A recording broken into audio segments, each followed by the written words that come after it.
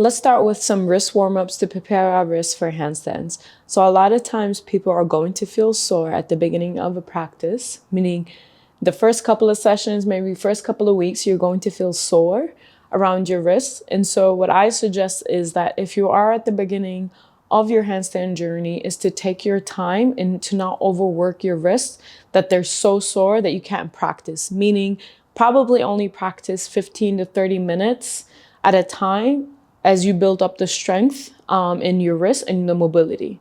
So we're going to do a few stretches so that you can warm them up so that you don't catch a cramp and then they don't hopefully become too sore.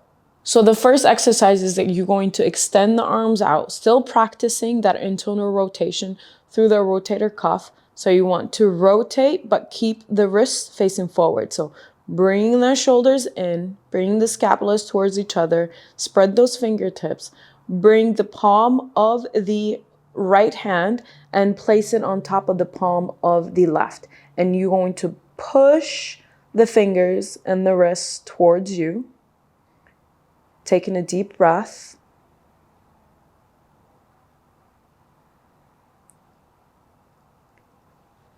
And then release it. Other side, you're going to bring the palm of the left hand, place it right above the palm of the right hand, and push the fingers towards you. So we're stretching the wrist and the fingers. Taking deep breaths. We're going to do that one more time on each side. The palm of the right goes right above the hand and bring it towards you. Taking deep breaths, stretching the fingers and the wrists. They don't have to be exactly like hand on top of hand. Find that position that feels comfortable where you stretch the wrist and the fingertips. And then switching sides. Don't forget your breath and still engage the shoulders and the back. And then shake it, release it. Now you're going to bring the palm of the right hand, place it right above your left hand, still keeping that internal rotation of the rotator cuff. Breathe, palms facing you. Other side, the left hand, drop the right with the palm facing you. Just place the hand and stretch the wrists.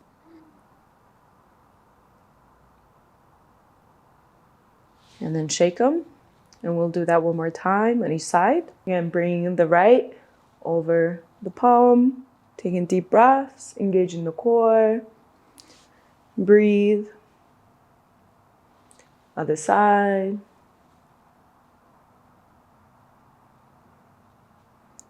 And release. Now that's one exercise. We'll do a few more warm-ups. Warm up the wrists. You can rotate your wrists, creating a fist here, and then reverse to release any tension in the wrists. And then find your way into your tabletop. Again, aligning the shoulders with your wrists, hips with the knees, knees hip width apart, and the shoulders, the hands are shoulder width apart. And you're going to position the hands by spreading those fingertips and then engaging those three parts of the hands and then pushing the ground away. You're going to shift forward. We'll do 3 of these. You can tuck the toes if you would like, or you can have it flat. I like to stretch my toes, so I like to tuck the toes and going back and forth.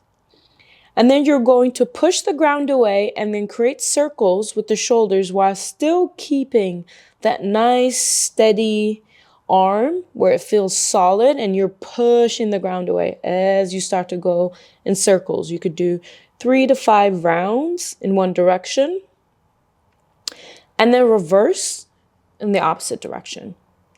So again, we're just warming up the wrists. Don't forget your breath. Lead with the shoulders and let the hips follow versus leading with the hips. Pressing the ground away. Perfect. Then from here, you're going to have the fingertips facing the edges of the mat and the wrists facing each other, and you're going to go side by side. So inhale, go to one side, exhale, come to center, and then inhale towards the other side while still pressing those fingertips. Doing a few more rounds here. Don't forget the breath. Then your fingertips are going to come towards your knees with the wrist facing forward, and you're going to rock back and forth, still maintaining the pressure on the fingertips and rocking back and forth to stretch that part of the wrist, the front side of the wrist. And then come into your neutral position. And I want you to flip one palm at a time with the palm facing up.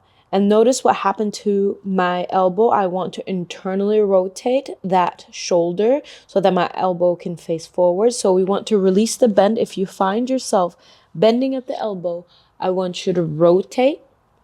And so that you can have a nice solid foundation and rock back and forth. You can do 3 to 5 breaths in each of these stretches. And then switching sides, you can do both hands at a time if that feels good, or you can just do one at a time. Again, maintaining that rotation in the shoulders. And then when you're ready, coming completely off, and then rotating in either direction, and then reversing to relieve any stress around the wrist. You can even shake them out. You can go back to the stretches. And just release any tension in those wrists. You can even go up and down. Yep. So your wrists should be warmed up for your handstand, and then you should feel just a little bit pressure. They might be a little bit sore, and that's completely fine. Try not to spend too much time on them. If this is your first time ever really warming up your wrists or being on your hands, so take it slow and gentle so you're able to practice consistently. That's the most important thing about the handstand practice. You want to at least have 3 to 4 times a week where you're actually on your hands practicing, whether it's the drills, core exercises. You need to practice your handstands, or else it's going to feel like you're starting over each and every single time. So again, repetition, consistency will go a long way in your handstand journey.